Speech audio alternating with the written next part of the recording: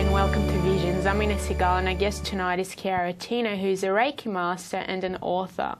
Welcome, Chiara. Thank you. It's really nice to have you here. Nice to be here.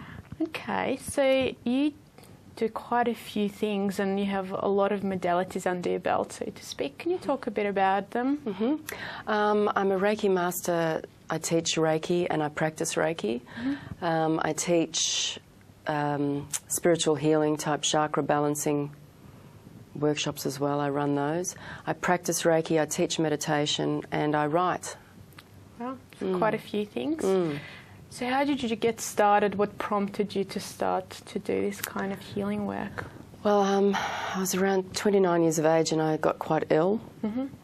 And I looked for all different ways of trying to work out what was wrong with me, and life led me to a particular man who was a hypnotherapist, and he worked very spiritually. And so we sat down, and for the first 2.5 hours he went through my childhood and discovered that a lot of my illness was due to blocked emotions from childhood. So we started to clear all of that, and a lot of hours later and crying later and working through stuff, the ear infections cleared, and whatever else I was carrying, the back pain and everything else, cleared. So I looked at that and I thought, wow, there's some truth in that. There's definitely some emotional reasons for why we get ill. And so I looked into that, and I did different courses, massage, Reiki, spiritual healing, and other things, lots of yummy other things. And so I've been teaching that in my practices, teaching people about awareness of their power and awareness of thoughts and the way they think, and just clearing negative belief systems from their life. And do you find that a lot of people who come to you are in the same position as you are in? Like, they might not understand that their emotions have been stuck, but as you start to talk about or clear it with them, diseases or whatever illnesses or problems that they have, maybe blocks, start to just disappear? They do, they do. A lot of my sessions, or most of my sessions, they come to me for Reiki, but it actually includes something that I call metaphysical counselling. And it's counselling with a difference. It's looking beyond the physical as to why certain things are happening. So I talk about what they're going through in their life, and we incorporate that with the healing work. And as we bring things to their awareness of why certain things might be happening, the Reiki complements it and things start to shift for them. Can you just talk a little bit about what Reiki is? Reiki is energy healing. It works very similarly. The end product is as though you've just had a massage, but it's energy healing. So the energy comes through me and out of my hands to a person, and they'll either feel it as heat or vibration. Many sleep through the session, and the balancing takes place while they sleep. So it's essentially energetic healing. It works with the energies of the body to help shift things that are blocking the physical.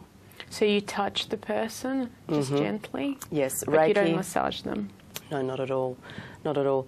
The Reiki is actually hands-on healing.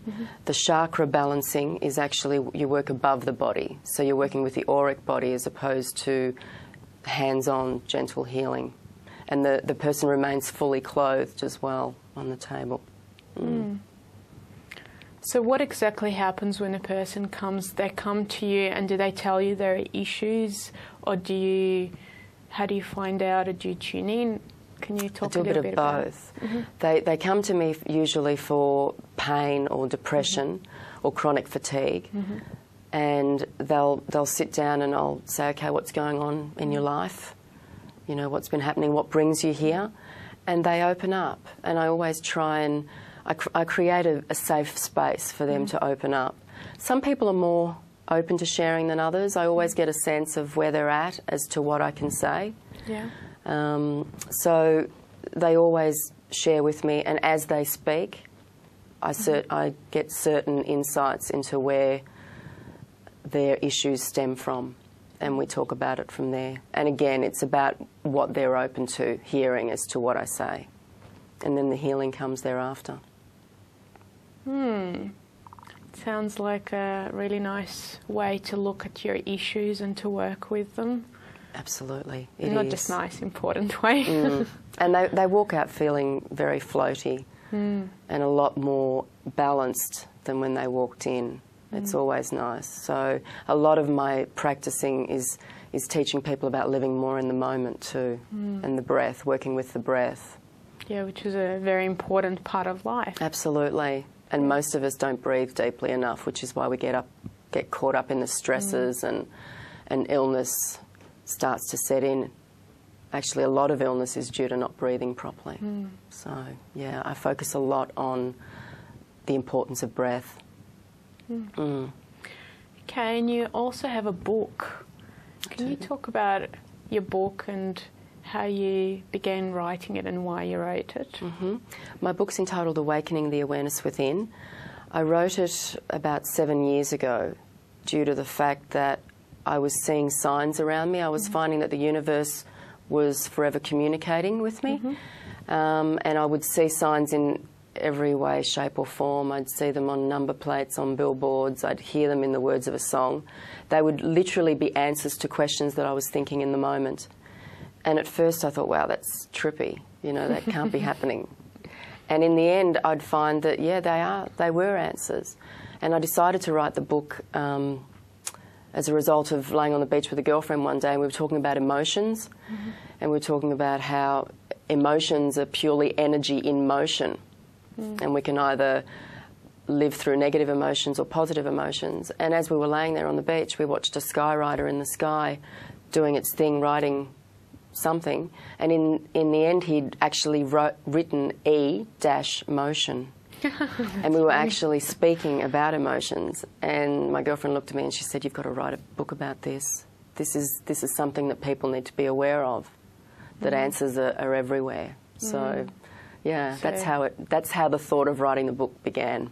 Yeah, it's a really nice story, nice synchronicity as well. Yeah, lots of synchronicity. Yeah, and I've had a read of the book and it's very interesting. I love the way you talk about the different events that happen as you think, and someone will call you. Yeah. Someone you're thinking of, or you ask for an answer and it can come from anywhere, opening a book, television show, an ad. It does. It's really great. So it's definitely something we need to be more aware of. And I think it also teaches us that we're all connected. The thoughts, our thoughts connect us. Definitely.